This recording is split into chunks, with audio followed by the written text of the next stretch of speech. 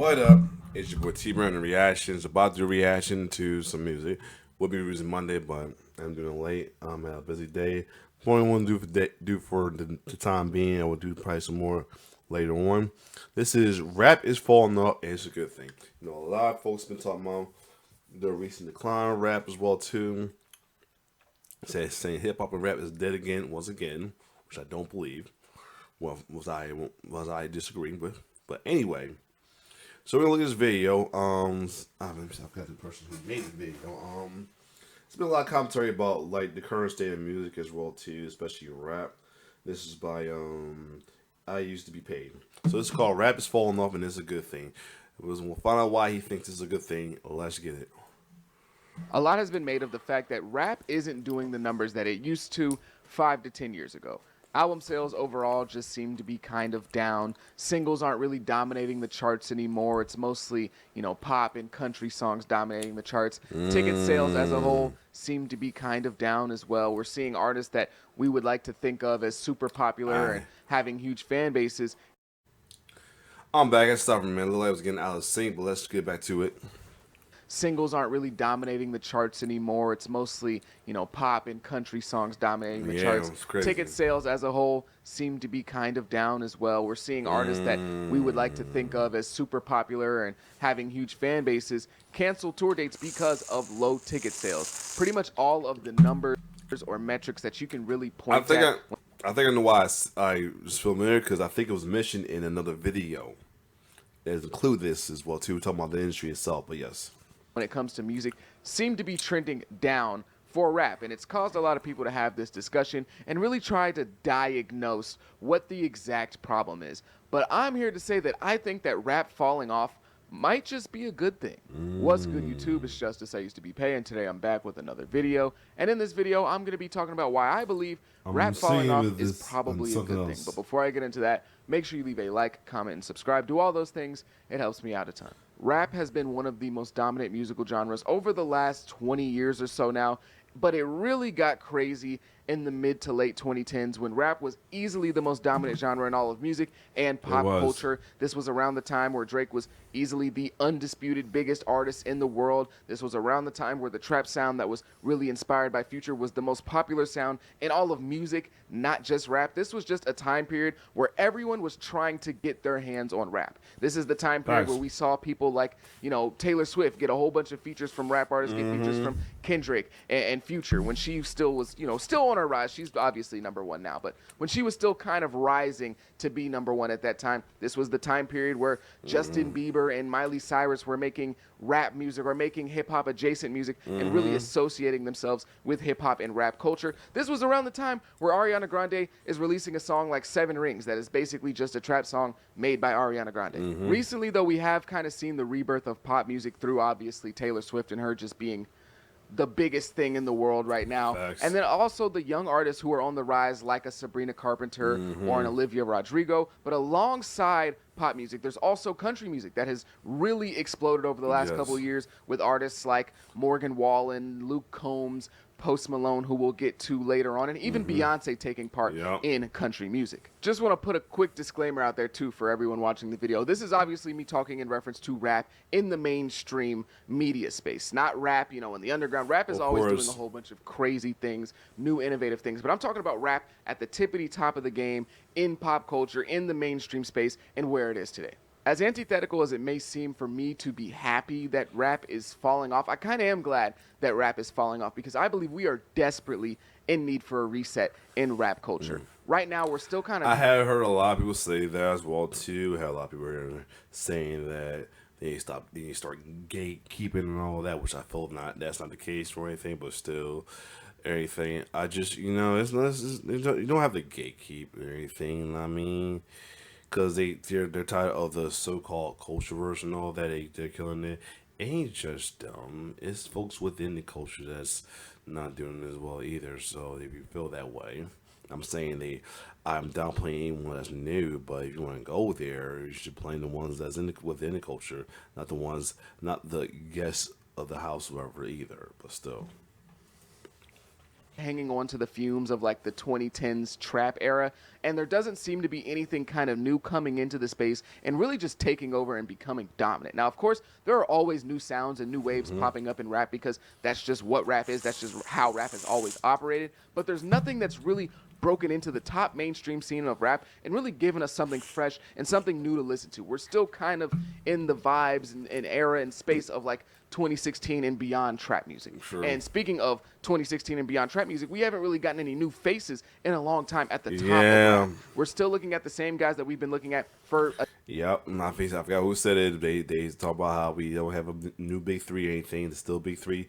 If for the one 2016 late Drake, Kendrick, and J. Cole, and for at least the ladies are slowly. I think they're slowly transitioning to the big three now. Before it was Nicki Minaj, and it was Nicki Minaj, Cardi B, and I think somebody else before that as well too.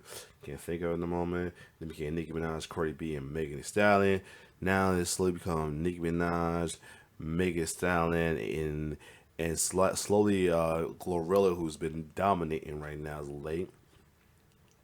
And soon later it transitions to Megan Thee Stallion, Glorilla, and somebody third, and then and Lotto. And it could even go to Lotto and Glorilla being the new big three. And then and somebody else takes spot, either be Doechii, Flo Milli, or even possibly Sexy Red. I mean, she's, supposed to be not like her laughter style, but she's been dominating, so who knows. But anyway, let's keep going.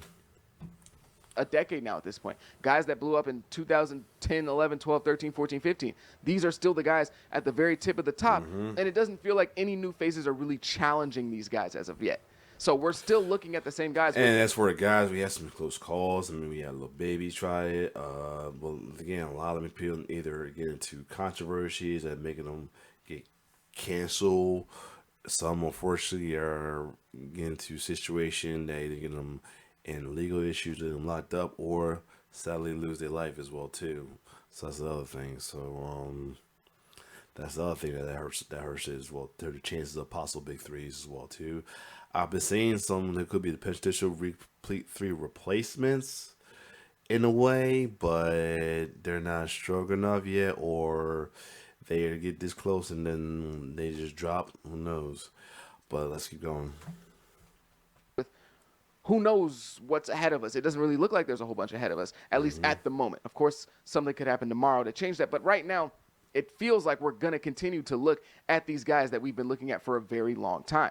There also is a... And by the way, this video's been the original video is 3 months ago, so this is before they knew how big Glorilla got. So I think this might be before Glorilla's album got popular, so yeah, there's that. So right now, you could probably change the narrative of the possible new big three and women as well too, but yeah, as far as the men, it's still stagnant between K. Drake and J. Cole. If they do, unless they do a slow transition like the Lay's doing, possibly J. Cole, J. Cole. Kendrick's gonna stay, of course. He's killing it right now, so he's gonna be J. Cole, Drake.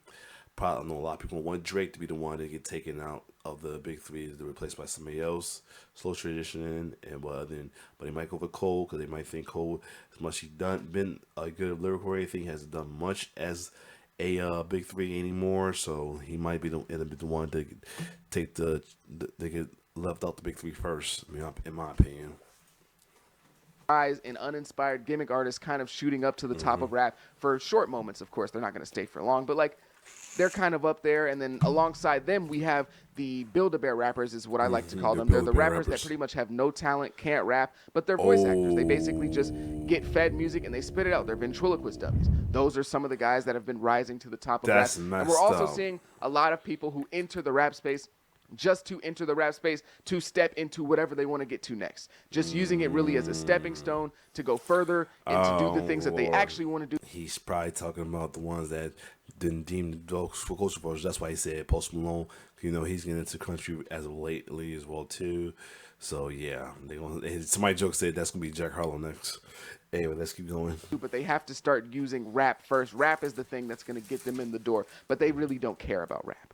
A major sign that the culture really needs a reset and a refresh, in my opinion, is the fact that we haven't really gotten any new superstars since Travis Scott. Now, I've brought this up before in the past. I even made a whole video about it like some months ago. I don't know how long ago it was now. Yeah, But he's definitely somebody that could be a big three, in my opinion. But that incident at his concert kind of like stalled that for a while. So yeah, that's what I think. But he still might have potential being one. Travis Scott was really the last person to rise to superstardom in rap around the year of like 2018, around Astroworld. And when I say superstar, I want this to be clear. This is a very specific category that I'm putting on these rappers. It's a very specific label. I don't mean anybody with a big name. I don't mean anybody with 40 million monthly listeners on Spotify. Right. When I say superstar, I'm specifically talking about somebody who's a real household name. I mean somebody that sells hundreds of thousands first week when they put their album out. I mean somebody that can go on tour throughout the United States in NBA-sized arenas and sell out these venues, selling, those venues that have 15 to 20,000 seats in them. I mean somebody who can go overseas and have a huge crowd, thousands of people, and it's not a festival, because a lot of rappers do go overseas and have huge crowds, but they're doing festivals. Yep. I mean, you can show up in Amsterdam and it's just for you and it's thousands of people, and then you can go to the next city and the next city and you can do a real overseas tour. These are the names I'm talking about: the Drakes, the Nickys, the Coles, the Kendricks. These are the type of names that I'm talking about. I'm not talking about anybody with any buzz, okay? I just want that to be clear. It's a very specific thing when I say superstar. You might have a different definition, but that's mine. That's true. And I don't think anybody past Travis Scott has met that definition. The closest guy to that was probably going to be Lil Baby.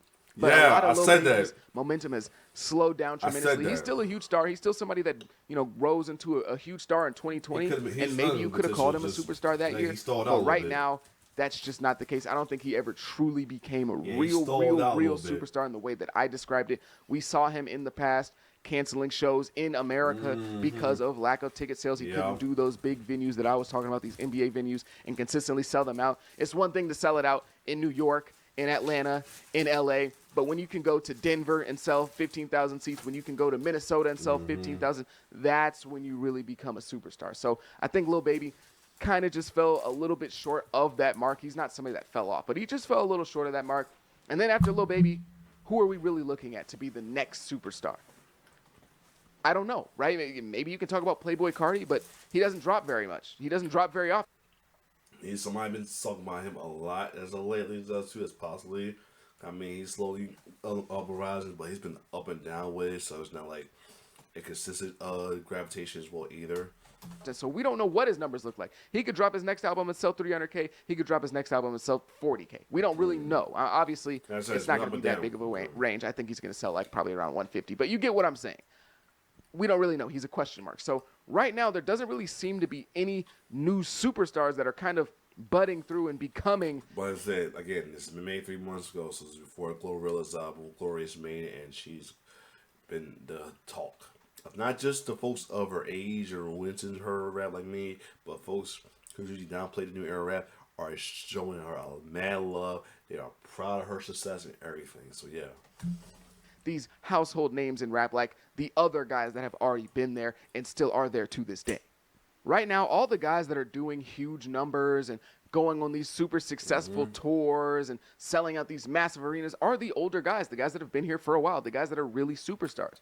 Nicki Minaj, Drake, Kendrick, J. Cole, Kanye. These are the guys that are still the superstars of rap to this day. The biggest moment in rap history over the last like 20 years happened this year, and it was between two guys who were pushing 40. Yep. And of course, it's two of the biggest rappers of all time, so of course that makes sense. But like, you get what I'm kind of getting at here. And there's no better sign that the culture needs a reset than all the guys who are at the top have been there for the last like 10, 15 years. Even Future, you can throw someone in there like Future. Yeah, Future's still All the popular. guys at the top have been there for the last 10, 15 years now. And I just don't know. I don't really see anybody who's really threatening to take that spot at the moment.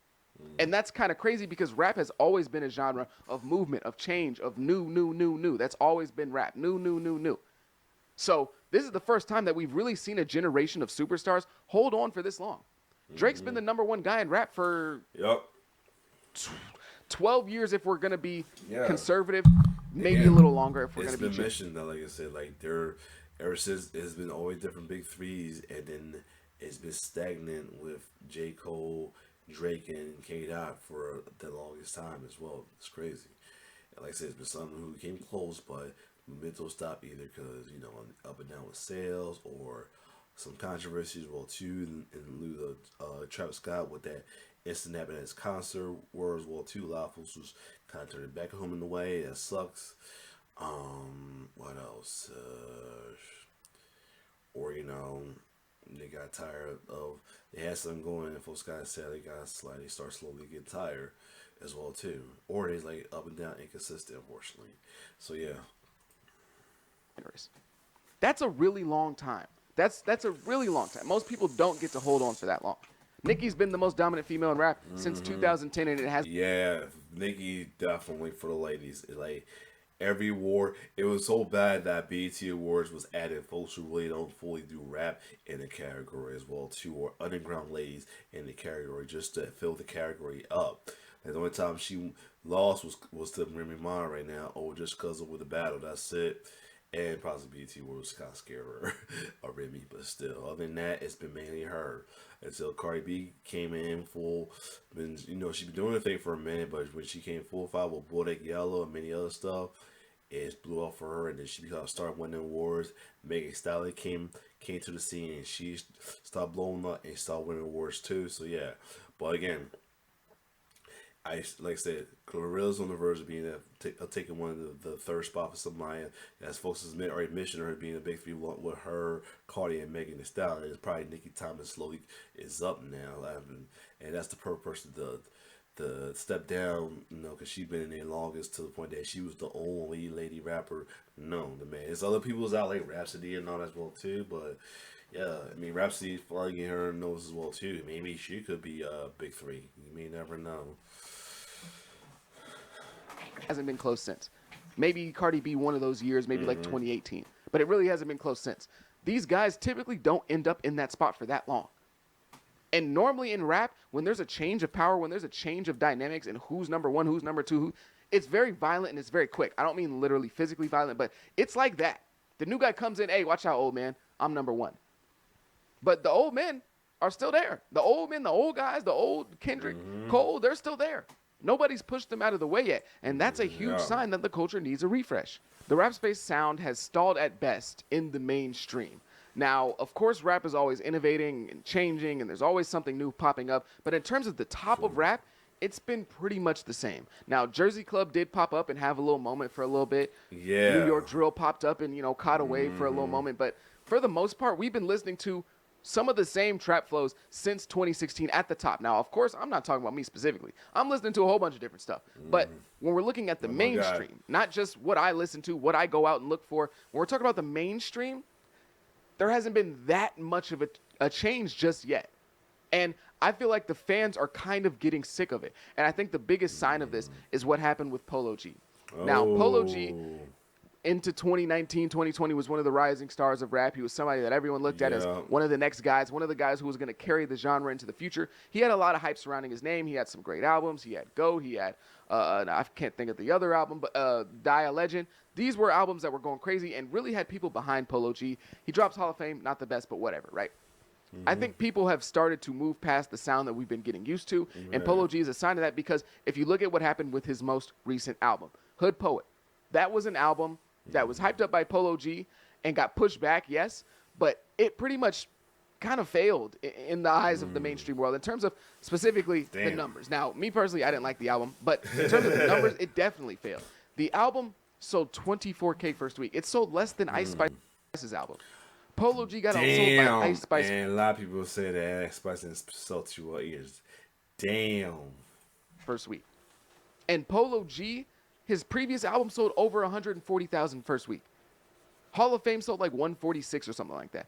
So to go from 146 to 24 is a huge drop. Now, there are a whole bunch of things that you can add in there to throw context on it. It's not just, oh, he just dropped and nobody likes him anymore. Of course, the album was delayed by over a year. The album also came a couple years after Hall of Fame. He hasn't really been doing much since. His name hasn't been in the blogs. He also didn't have a lot of promotion for this album when he re-announced the actual date. Was it him or Lil TJ that got shot recently, not too long ago? I'm trying to comment down below. I'm trying to remember that. There wasn't a whole bunch going on. There was no hype for this album. So, of course, the numbers are worse than Hall of Fame. But still, a drop from 140,000 to 24,000 is more than just There was bad promo, and the album had been, people had already waited for it, so they were sick of it. There's more to that story than just that. Right. To go from 140 to 24, it means people have moved on. It means people aren't really checking for his music. It doesn't even mean necessarily that the project was bad in most people's eyes, even though I don't know what most people thought of it. I can just tell you what I thought. I didn't like it. But, like, that doesn't even necessarily mean that people thought it was bad. It just means nobody was checking for it. Sure. And that's a much bigger issue. That's a much bigger sign of marketing is also another thing too, and that's what a lot of the thing is. What I was not doing great either, because the marketing is not as big as it used to. A lot of them are not getting not getting airtime for the album or anything, or any kind of form of talks about a new album coming as well too. And then they then drop and like, oh my god, I know she had a new album, go for it, and it doesn't have the sound you want. So yeah, it's crazy.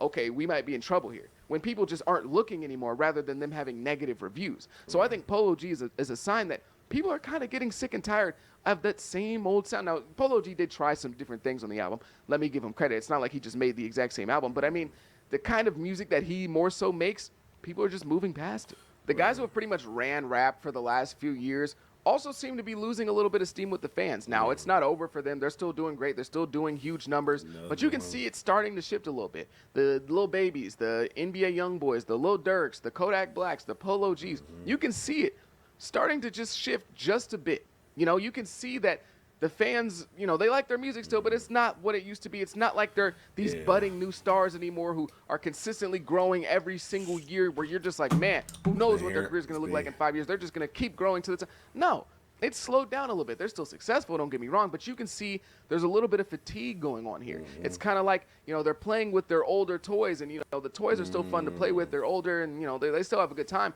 but, man, they really would like some new toys. Yeah.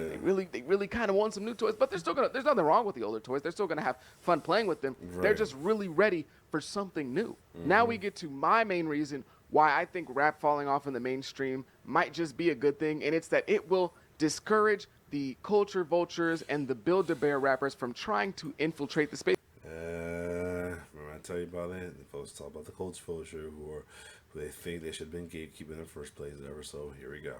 It's because it's not as profitable as other spaces that could be infiltrated right now. Because in the 2010s, everyone wanted to be a part of rap. It was the thing that everyone wanted to do. We saw a whole bunch of people associating themselves with rap, or really jumping into rap and rap culture, because it was the poppin' lit thing to do.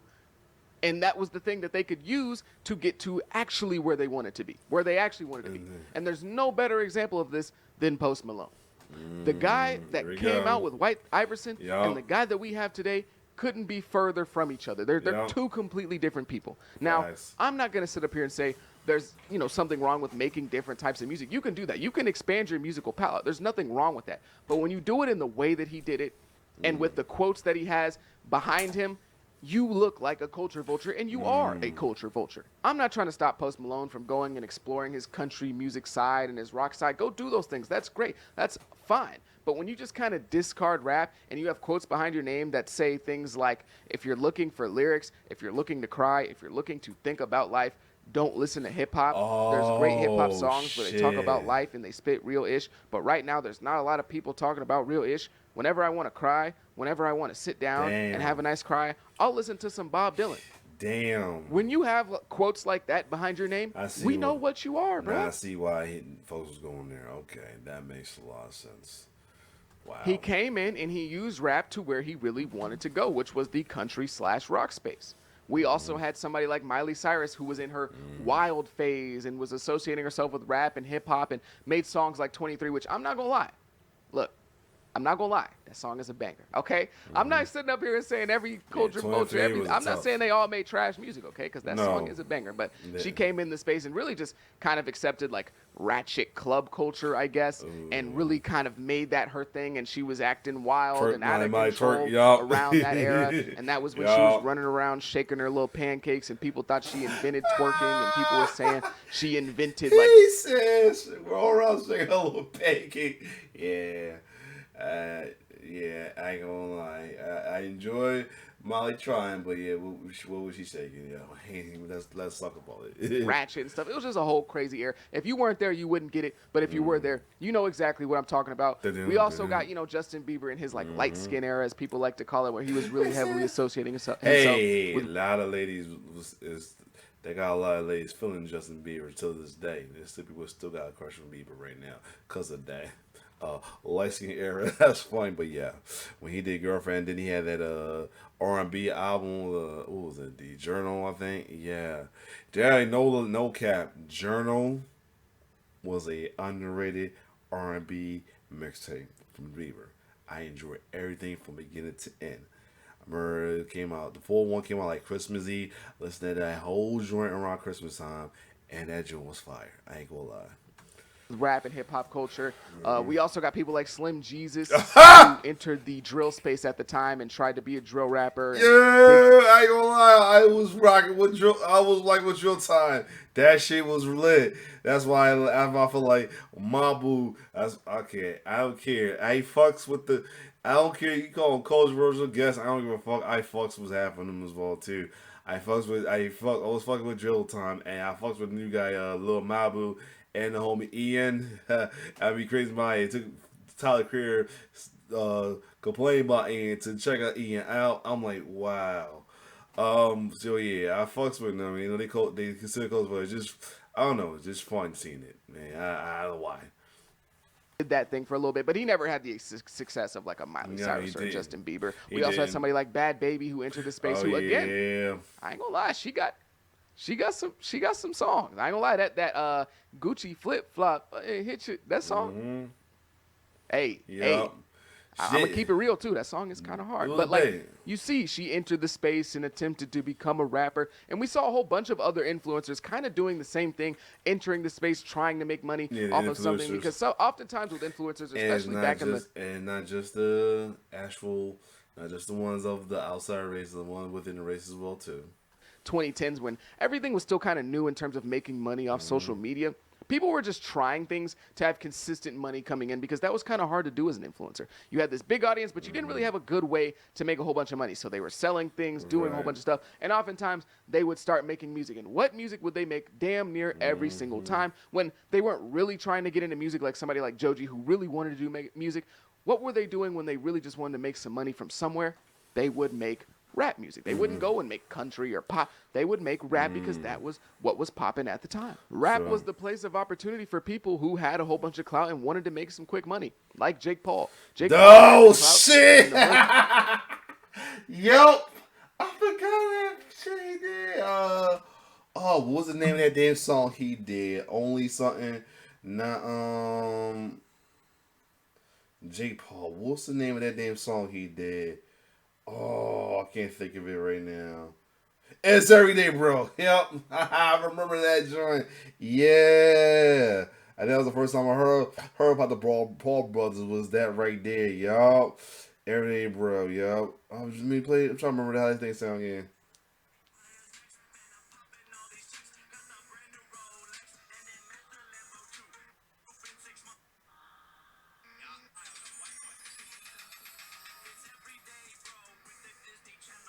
Yeah, everything but with cheese that for yo.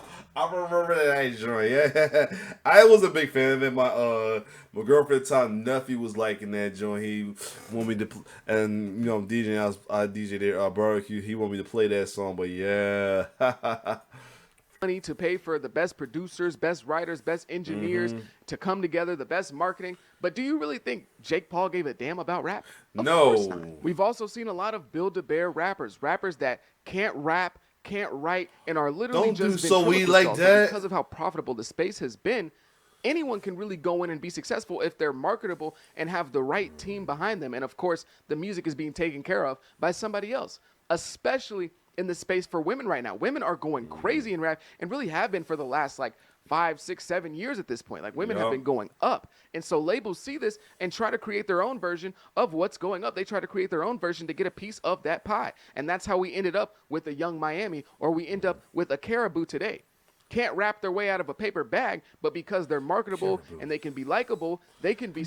All right, let me see. Let me check a Caribou. Okay, I think I heard of her. Y'all, let me take a look at this. Hold on.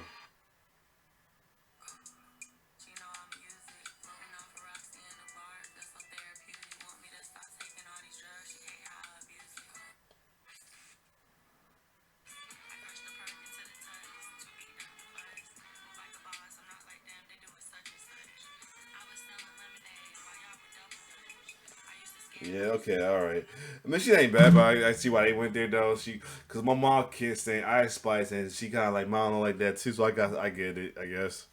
Successful as long as somebody else is taking care of their music. But if rap isn't as booming as it once was and isn't as profitable as it was a couple of years ago, we're not going to see labels continue to create these science project rappers and funding them. We're not going to see that anymore, or at least not as often as we see it right now. Look at Caribou again. Caribou, according to Lil Yachty, is 900K in the hole, and he is her label executive, so he would know. Oh, 900K in the hole. And for as bad as labels damn. have been for rap and rap culture and how terrible they can be to these artists at times, they're never going to fund anything that's consistently losing them money. So even though they're not doing it for the love of the culture, they're not going to stop these lab science project rappers for the love of the culture. They're going to stop doing it because they're not profitable anymore. And Wow. you know what? I'll take it. A win is a win. Rap has been so poorly gatekept that really there isn't any gatekeeping going on, and there really isn't a lot of respect for rap culture. So maybe rap falling to the third, fourth, fifth most popular genre in America and not being the hot new toy, trending toy that everyone wants to play with